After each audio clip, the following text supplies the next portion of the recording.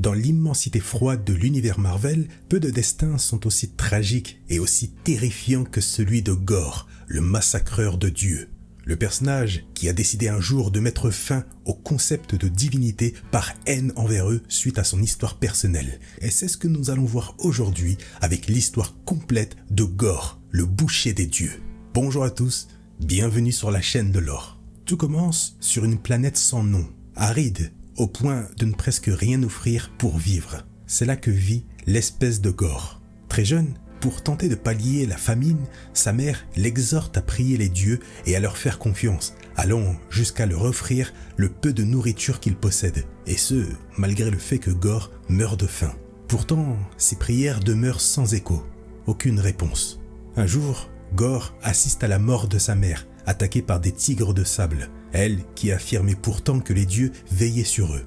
Des années plus tard, Gorr, désormais adulte, a trouvé l'amour auprès d'une femme avec laquelle il a eu plusieurs filles, un fils et attend même un nouvel enfant.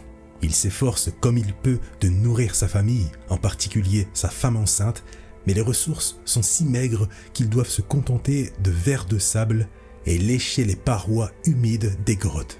Comme sa mère, sa femme place tous ses espoirs en l'aide des dieux. Gorr, quant à lui, perd rapidement la foi au regard des épreuves qui s'accumulent. Un jour, un violent tremblement de terre secoue la planète et la femme de Gorr fait une chute vertigineuse lors d'un éboulement, mourant malheureusement en s'écrasant avec l'enfant qu'elle porte. Ses derniers mots avant de mourir, « Dieu, sauvez-moi ». Une fois encore, Gorr assiste à l'inaction des divinités et ne trouve devant lui que la perte et le désespoir. Après ce drame, Gorr et le reste de son peuple entreprennent de migrer, espérant découvrir un lieu où subsister ailleurs sur la planète. L'exode se prolonge des mois durant, et Gorr voit l'une après l'autre ses filles succomber à la faim et à la soif. Certaines avaient tellement faim qu'elles se remplissaient le ventre avec des pierres avant de mourir. Après cette longue errance, il ne lui reste plus que son dernier fils, qui s'affaiblit à vue d'œil faute de nourriture et d'eau. Gorr finit par le perdre lui aussi et, bravant les interdits de son peuple, décide de l'enterrer. Selon les coutumes, Gorr devrait déterrer l'enfant et le suspendre à un arbre afin que les dieux le remarquent et l'emportent au ciel. Mais Gorr refuse désormais cette pratique. Son corps est désormais si desséché qu'il n'a plus une larme à verser. C'est alors qu'il commence à blasphémer contre les dieux et leur inaction constante depuis la mort de sa mère jusqu'à la perte de sa femme et de ses enfants. Il finit par proclamer que les dieux n'entendent pas les prières parce qu'ils n'ont jamais existé. Son peuple, scandalisé, se retourne violemment contre lui et décide de le bannir pour ses paroles. Plus tard, désormais seul, Gorr traverse le désert brûlant, épuisé, n'espérant plus qu'une seule chose, mourir. Et alors qu'il s'effondre, il aperçoit au loin une sphère de lumière qui tombe du ciel avant de s'écraser. Gorr s'y rend tant bien que mal et découvre deux êtres divins au sol. L'un vêtu d'une armure sombre, l'autre d'une armure d'or, chacun transpercé par l'arme de l'autre. Le dieu en armure d'or implore alors l'aide de Gorr, mais celui-ci est saisi d'une fureur incontrôlable. Comment un dieu ose-t-il solliciter son secours alors que nul d'entre eux ne l'a jamais secouru? Saisissant la rage de Gorr, l'épée du dieu sombre finit par fusionner avec lui et son influence se fait immédiatement sentir. Grâce à elle, Gorr met à mort le dieu doré, accomplissant ainsi son premier meurtre divin.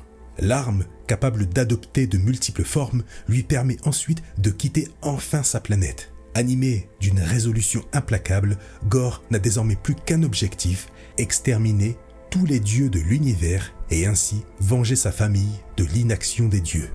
Si vous ne l'aviez pas compris, le dieu en armure noire n'est autre que le dieu des symbiotes Njul, et l'épée en possession de Gorr est la All Black, l'épée symbiotique de Njul. Allez voir ma vidéo sur lui d'ailleurs si vous souhaitez plus de détails le concernant. Des siècles plus tard, Gorr finit par atteindre la Terre au 9e siècle, où il pourchasse puis décapite un dieu appartenant au panthéon des Premières Nations d'Amérique. Plus au nord, en Islande, se trouve un jeune Thor qui ne possède pas encore son marteau. Il passe son temps parmi les mortels, secourant ceux qui sollicitent son aide, notamment les Vikings, et goûtant en retour au plaisir que lui offre la terre. Un soir, alors qu'il festoie, Thor découvre dans une rivière la tête d'un homme portant une plume. Tous s'étonnent de la présence d'une telle chose en ces terres, Et lorsque Thor croise le regard figé de cette tête, il réalise avec stupeur qu'il s'agit d'un dieu. C'est celui-là même que Gorr a décapité et dont la tête, portée par le courant, a dérivé jusqu'au rivage islandais. Pourtant, pour Thor, c'est une chose incompréhensible, car à ses yeux, rien ne peut tuer un dieu. Plus tard, Thor accompagne les Vikings lors d'un raid en mer Baltique, dans l'objectif d'atteindre les terres qui seront un jour connues sous le nom de la Russie. Une fois arrivés sur la rive du fleuve Neva, les Vikings et Thor confrontent les Slaves. Thor les provoque alors en les invitant à appeler leur dieu afin de rendre le combat plus équitable. Les Slaves invoquent alors leur divinité et font apparaître une première figure sacrée montée sur un cheval blanc.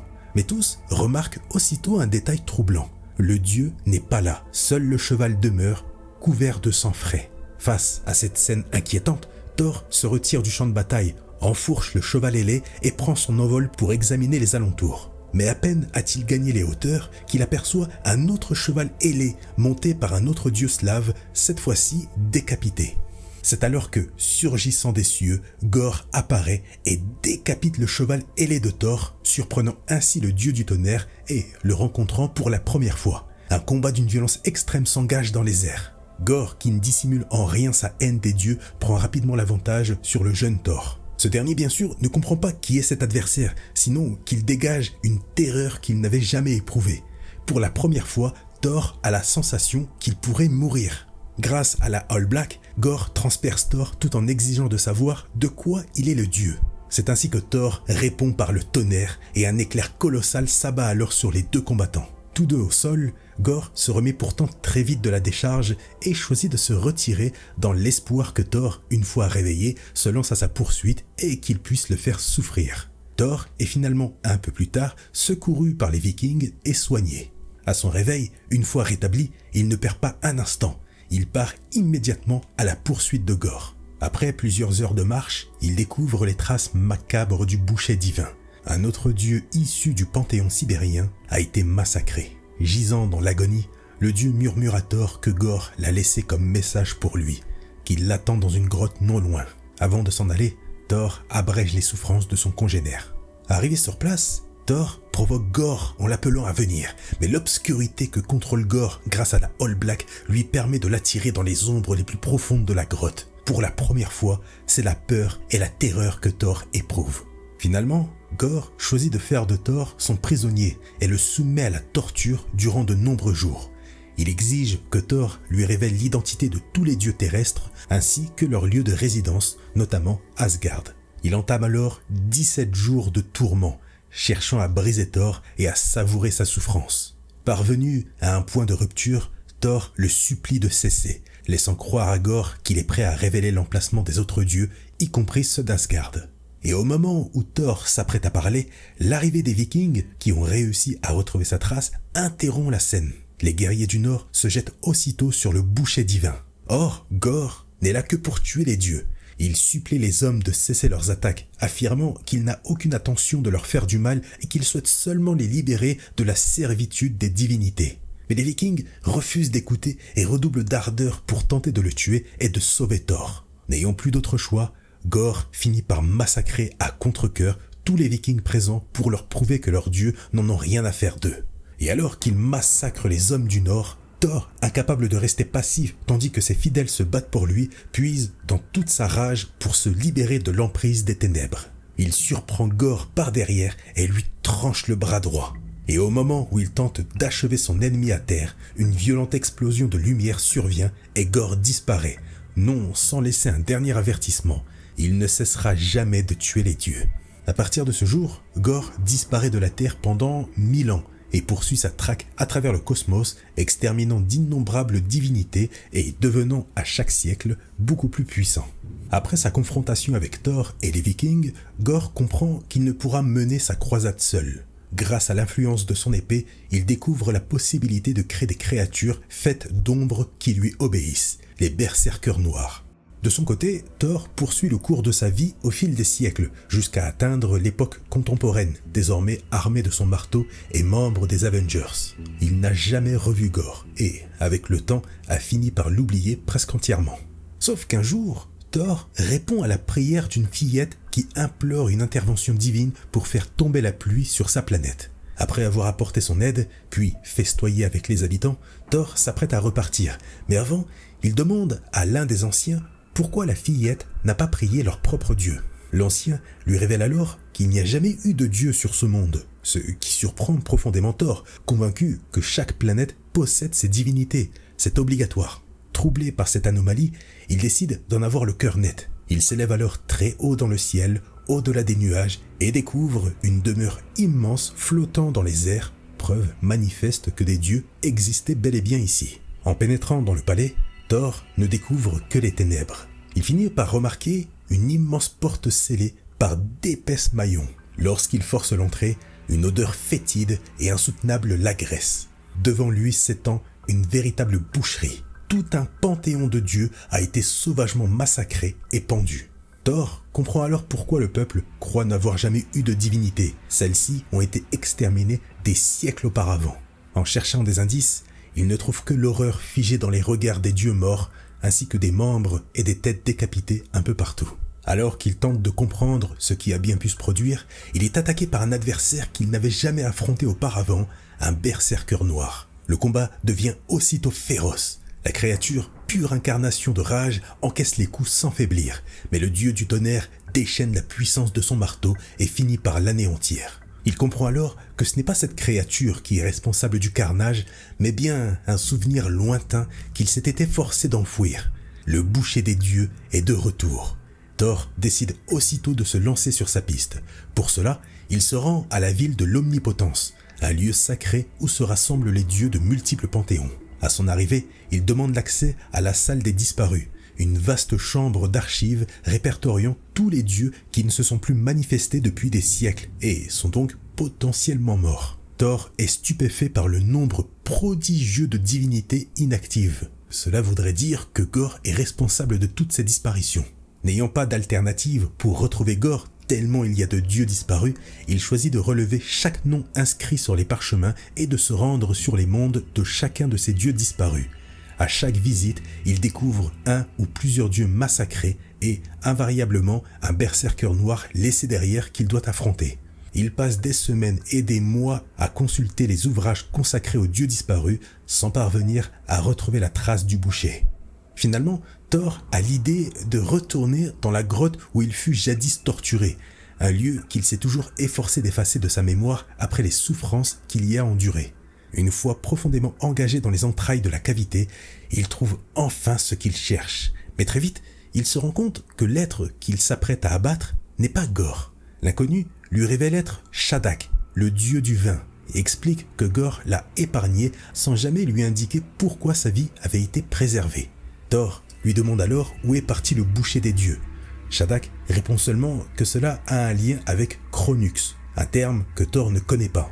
Le dieu du tonnerre emmène donc Shadak avec lui et tous deux se rendent à la bibliothèque de l'Omnipotence afin d'en apprendre davantage sur ce Kronux qu'il suppose être une divinité. Mais arrivé sur les lieux, Thor constate que le bibliothécaire gît à terre et que des berserkers ont attaqué l'endroit. Il comprend aussitôt qu'ils sont venus pour l'empêcher de découvrir ce qu'est Kronux. C'est alors que le bibliothécaire se redresse brusquement et lui crie que Kronux n'est pas un dieu, mais un lieu. Une fois les bêtes combattues, Thor parvient à déchiffrer l'emplacement de ce lieu sur un parchemin et s'y rend sans tarder. Parallèlement, on retrouve enfin Gorr dans le palais de l'infini sur Kronux. Gorr s'intéresse tout particulièrement au bassin des éternels, un artefact forgé par les dieux du temps de Kronux afin de voyager à travers les âges. Pour l'utiliser, il fait exécuter par ses serviteurs l'ensemble des dieux présents afin de remplir le bassin de leur sang. Il en épargne un seul afin que ce dernier lui explique le fonctionnement de l'artefact et procède à son activation. Lorsque le bassin est enfin rempli, le dernier dieu du temps met en marche le dispositif et Gorr s'y émerge lentement, animé d'un objectif précis. Gorr se projette 14 milliards d'années en arrière, avant même la formation de l'univers, à une époque où seul le néant règne. Il parvient finalement jusqu'à l'un des tout premiers dieux anciens de l'univers Marvel à leur occuper à façonner la vie. Répugné tant par les créations de ce dieu que par le dieu lui-même, Gorr prépare sa All Black et frappe l'être ancien sans la moindre hésitation. Il regagne ensuite le présent, portant avec lui le cœur du dieu primordial et déclare que cet organe constitue la clé de son œuvre. Toutefois, pour l'achever, il affirme avoir besoin d'une lune, de plusieurs siècles et surtout de nombreux esclaves. C'est alors qu'il est interrompu par l'arrivée soudaine de Thor qui le provoque et se tient prêt à l'affronter. Des siècles après leur ultime confrontation, les deux adversaires se retrouvent enfin face à face. Cependant, Gorr, qui a accumulé une puissance considérable au fil des âges, prend rapidement l'avantage sur le dieu du tonnerre. Mais de nouveau, il choisit pourtant de ne pas le tuer, désireux de le garder comme témoin de la prochaine étape de son plan. Après l'avoir sévèrement malmené, notamment en se vengeant de la perte de son bras survenue plusieurs siècles plus tôt, Gorr se tourne vers le dernier dieu du temps, lequel vient de programmer le bassin en vue d'une autre époque. Sitôt cette tâche accomplie, Gorr exécute le dieu, s'empare du cœur du dieu ancien et s'enfonce dans le bassin, adressant un ultime adieu à Thor, tandis que celui-ci demeure prisonnier des berserkers. Heureusement, Thor parvient à se libérer et plonge à son tour rapidement dans le bassin avant que celui-ci ne se referme. Il atterrit alors des milliers d'années dans le futur, précisément à Asgard. Là, il découvre avec stupeur une armée de serviteurs de Gorr, mais surtout un vieil homme combattant leur rang, qui se révèle être un Thor bien plus âgé que le Thor jeune prend d'abord pour son propre père. Mais rapidement, les deux Thor s'allient afin de repousser l'armée des berserkers. Ils combattent jusqu'à l'épuisement et finissent par les vaincre temporairement. Une fois l'affrontement achevé, le Thor jeune demande au Thor âgé où se trouve Gorr, puisqu'il est parvenu à plonger dans le bassin quelques secondes après lui. C'est alors que le Thor âgé lui révèle qu'il arrive en réalité bien trop tard. Cela fait 900 ans que Gorr séjourne ici. Les quelques secondes ayant séparé l'entrée de Gorr et celle de Thor dans le bassin ont duré des siècles en ce lieu. Une révélation qui le bouleverse. On découvre ensuite que Gorr a fait ériger par des esclaves une immense sphère inconnue. Plus encore, on apprend qu'en ce futur, Gorr a eu un fils, mais aussi une femme. Et les esclaves qui le servent ne sont autres que des dieux d'Asgard réduits en servitude. Ceux qui refusent d'obéir à ses ordres sont crucifiés, à part le vieux Thor qu'il a décidé de laisser en vie et de son côté dans l'unique but de le torturer psychologiquement. De leur côté, à la vue de l'arrivée du jeune Thor, le Thor âgé retrouve un souffle d'espérance et se persuade qu'ils peuvent désormais poursuivre sa lutte contre Gorr dans l'espoir de l'arrêter enfin. Les deux dieux du tonnerre décident alors d'unir leurs forces dans le seul but de retrouver Gorr et de le mettre définitivement hors d'état de nuire, se préparant à se rendre sur le monde que celui-ci a façonné. De son côté, ayant appris que le Thor jeune a atteint cette époque et désireux que toutes les versions de Thor qu'il a croisées soient témoins de son œuvre, Gorr envoie l'un de ses serviteurs au 9e siècle afin de retrouver le Thor encore plus jeune qu'il avait affronté pour la première fois et de le ramener dans le futur. Une fois capturé, Gorr entreprend de le torturer et de faire de lui un esclave. C'est ainsi que Thor découvre l'immense sphère blanche en cours d'édification, sans en comprendre la nature. C'est alors que le fils de Gorr, présent sur les lieux, révèle à Thor que cette sphère n'est autre qu'une bombe, capable d'anéantir simultanément tous les dieux. En gros, grâce au cœur du dieu ancien, cet engin possède le pouvoir d'exploser à travers le temps et l'espace, tout en ciblant exclusivement les divinités du multivers. Plus encore, Thor apprend que cette bombe a été conçue par nul autre que Shadak, le dieu qu'il avait rencontré auparavant. En vérité, celui-ci n'était pas le dieu du vin, mais le dieu des bombes. Et Gorr l'a contraint à imaginer et façonner une arme absolue. Voilà l'objectif final de Gorr. À la tombée de la nuit, lors de la pause accordée aux esclaves, Thor apprend qu'en secret, les dieux préparent une rébellion dans le but de détruire la bombe. Il découvre également que les chefs de cette rébellion ne sont autres que ses 3 futures petites filles. L'une d'elles révèle qu'ils détiennent un fragment dérobé de la matière instable qui compose la bombe et qu'il pourrait être utilisé pour la détruire. Reste toutefois à déterminer qui acceptera de s'en approcher sans être intercepté. Sans la moindre hésitation, Thor s'empare de la matière et se met en route pour accomplir cette mission. Il parvient à franchir rapidement et facilement les rangs des berserkers en invoquant la foudre. Une fois suffisamment proche, il lance la matière instable directement sur la bombe. Une violente explosion retentit, mais l'engin demeure intact et l'onde de choc propulse Thor à une hauteur vertigineuse jusqu'aux confins de l'atmosphère. Au même instant, le Thor du présent et celui du futur atteignent la région du monde de Gorr, entouré de cadavres de dieux. Tandis qu'ils progressent, un invité inattendu s'agrippe à leur embarcation, le jeune Thor du passé projeté jusqu'à là par l'onde de choc. Sans perdre de temps, le Thor âgé prend soin d'exposer l'ensemble de la situation au Thor du passé. Une fois ces explications données, les 3 dieux du tonnerre se préparent à se rendre sur le monde de Gorr. Une fois enfin prêts, les dieux n'ont plus qu'un objectif, anéantir Gorr et détruire la bombe. De son côté, Gorr choisit de passer quelques instants auprès de sa femme, lui promettant que tout sera bientôt fini et qu'il pourra enfin se reposer à ses côtés, vivre la vie qui lui a été refusée. Mais au même instant, ce moment est brutalement interrompu par l'arrivée fracassante des 3 Thor. Gorr ne perd pas un instant et se téléporte face aux 3 dieux qui lancent aussitôt l'assaut contre lui. Le tonnerre envahit entièrement le ciel de la planète, tandis que les 3 Thor affrontent sans relâche la horde de berserkers libérés par le boucher afin de les arrêter. Animé d'un regain d'énergie qu'il n'a pas ressenti depuis 900 ans, le Thor âgé libère toute la puissance qui l'habite et la déchaîne directement sur Gorr. Le choc frappe le boucher de plein fouet, le projette à des années-lumière et l'écrase sur une lune. Sans perdre de temps, les Thor du présent et du futur se lancent à sa poursuite, tandis que le Thor du passé affronte les berserkers. Se sentant en difficulté, Gorr ordonne alors à ses troupes d'exécuter tous les dieux réduits en esclavage, car chaque mort accroît sa puissance. Nourri par ces massacres, il se renforce et parvient à engloutir les 2 Thor grâce à la All Black. Mais c'est sans compter l'intervention du Thor du passé qui le surprend et réussit à l'atteindre, lui infligeant de lourds dégâts à l'aide de son marteau colossal. Tour à tour, les Thor attaquent Gorr, ne lui laissant aucun répit. Malgré tous les dégâts qu'ils infligent, Gorr reste beaucoup trop résistant pour être arrêté de cette manière. De nouveau réunis, les Thor décident, pour l'anéantir, de tout mettre en œuvre afin de le repousser jusqu'au soleil du système où il se trouve. À 3, ils le forcent à reculer jusqu'à atteindre l'astre dans lequel il se jette avec lui. Cependant, ayant absorbé la puissance de tous les dieux qu'il a massacrés, Gorr parvient à résister à l'assaut conjugué des Thor ainsi qu'à la violence du soleil lui-même, dont il aspire l'énergie au cœur de ses ténèbres grâce à la All Black. Gorr sort ainsi victorieux de l'affrontement et laisse les 3 Thor pour morts. Il retourne ensuite sur sa planète, emportant leur corps avec lui et ordonne aux survivants d'achever la construction de la bombe.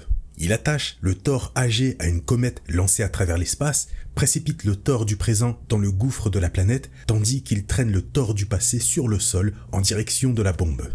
Alors qu'il prend un plaisir cruel à humilier les dieux, il est interpellé par sa femme, inquiète de son état. Gorr lui annonce que le moment est enfin venu d'activer la bombe. Cette révélation plonge sa femme dans une joie exaltée, convaincue que tout touche enfin à son terme et que Gorr pourra, après cela, mener une vie normale. Tandis qu'elle pleure de joie, elle affirme à Gorr qu'il est, à ses yeux, le seul être digne de vénération, son amour, son sauveur, son Dieu. À l'écoute de ces paroles, et plus encore de ce dernier mot, Gorr s'arrête et lui lance un regard meurtrier. Il s'avance d'un pas rapide vers sa femme et la tue de sang-froid sans la moindre hésitation en lui déclarant qu'il n'est le dieu de personne. Au même instant, son fils arrive, lui aussi empli de fierté à l'idée que la bombe va être activée, tout en cherchant sa mère. Gorr, qui fait mine de rien, lui indique qu'elle est peut-être dans la tour où ils vivent. Après cela, il s'éloigne, toujours avec Thor dans sa main. Mais l'enfant aperçoit bientôt, non loin, les restes du corps de sa mère au sol et comprend que son père l'a assassiné.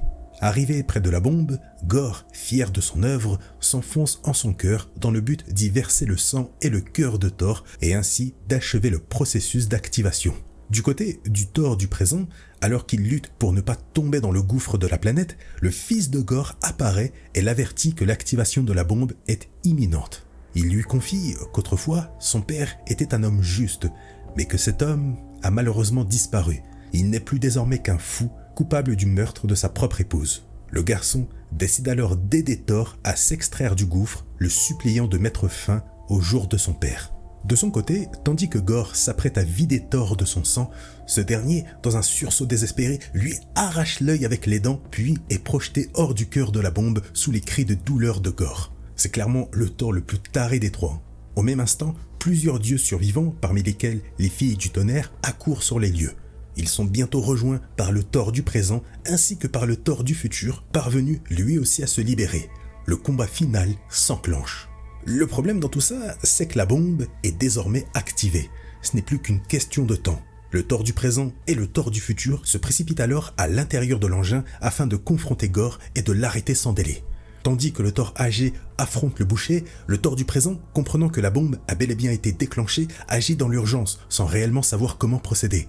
À l'aide de son marteau, puis de celui du Thor âgé, il frappe le cœur de la bombe de toute sa puissance. Malheureusement, rien ne semble cependant se produire jusqu'à ce que l'engin surprenne alors tous les protagonistes en explosant. Comme Gorr l'avait anticipé, l'onde de choc se propage à travers l'ensemble du multivers et des dieux commencent à succomber à ses effets. Même les Thors ressentent peu à peu l'impact de cette dévastation.